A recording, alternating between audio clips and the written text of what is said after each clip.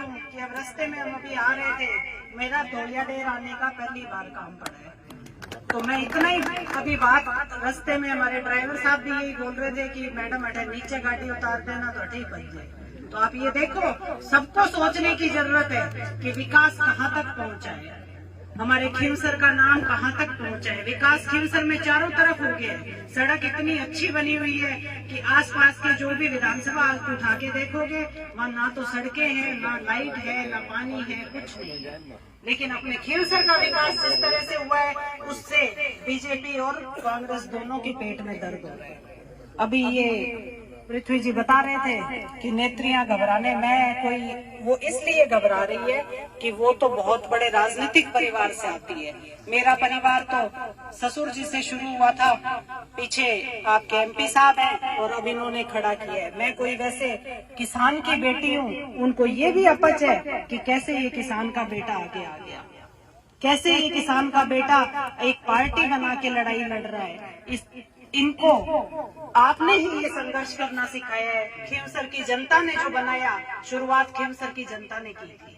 अभी तो एमपी भी बन गए, राजस्थान में भी नाम हुआ है, देश में भी नाम हुआ है, लेकिन शुरुआत खींवसर से हुई थी। इसलिए आप सब लोगों का योगदान है और वो पार्टियों को हजम नहीं हो रहा है। यहाँ आपके बीच में जब बात करने आएंगे, आपसे ये नहीं कहेंगे कि हम विकास करा देंगे या क्या कर देंगे। हमारे सब भाई बैठे हैं, सर्व समाज के सब लोगों को आके जाति धर्म में बांटने का काम करेंगे।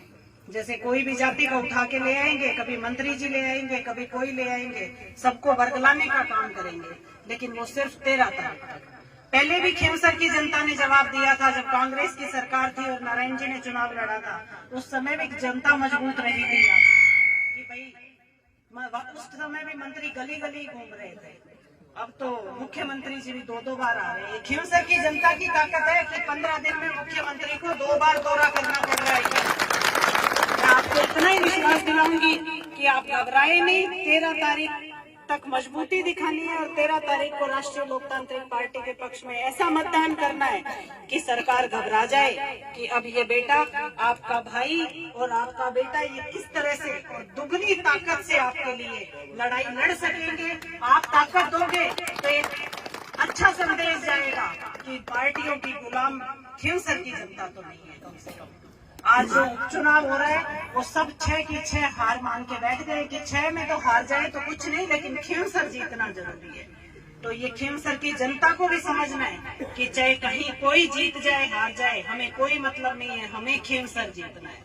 ये जो चुनाव हो रहा है वो खींवसर की जनता और सरकार के बीच में है। और हमेशा जब ये सरकार टकराती है तो जनता की जीत होती है, क्योंकि जनता खींवसर की सबसे ज्यादा जागरूक है। मैं आपसे यही निवेदन करूंगी कि आने वाली 13 तारीख को मजबूती दें। यहाँ बहनें भी बैठी हैं और आप लोगों से भी ये निवेदन रहेगा कि आप अपने भाई बंधु रिश्तेदार जिनको भी फोन करें उनसे चुनाव की चर्चा जरूर करें और अपनी पार्टी की मजबूती जरूर बताएं कि हम क्या कर सकते हैं, बहन बेटियों के लिए क्या क्या काम किया है। हमारे 5-5 खींवसर में कॉलेज खुल गई है।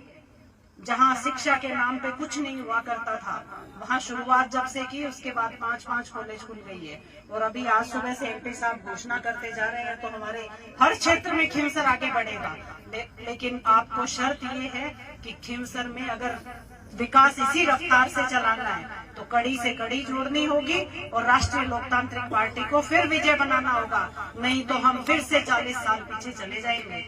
इस चीज को ध्यान में रख के आने वाली 13 तारीख को ज्यादा से ज्यादा मत और समर्थन देकर आशीर्वाद दे। 1 नंबर पे चुनाव चिन्ह है इस बार अपना, और शुरुआत यहीं से होगी गिनती की, और 1 नंबर पे आप आशीर्वाद देके विजयी बनाए। आपसे यही आशा और अपेक्षा करती हूँ कि आप पूरा साथ देंगे। धन्यवाद साहब, राम राम।